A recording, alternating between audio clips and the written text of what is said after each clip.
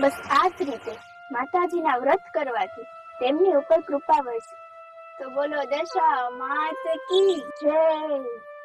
માં જય વાળી આયા હું ગુડાણી સો મુકતા બેટા બેઠા આ હું આ ગુડાણી સો આ 5 દાડાથી તને ગોચી છે ક્યાં મરી ગઈ હતી અને આયા હું તારું ડાયટું છે હા પણ કાકી મારે દશામાના આ 10 દાડાના વ્રત પૂરા કરવાના છે અને વ્રત પૂરા થઈ જાય ને એટલે હું મારી મેળે ઘરે આવતી રહી.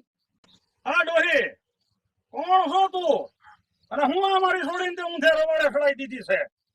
અરે ભાઈ દશામાના નામથી કોઈ ઊંધા રવાડે નથી ચડતું. જો ભાઈ તમે સાચા મનથી માતાજીનું નામ લેશો ને તો તમારો પણ બેડો પાર થઈ જશે.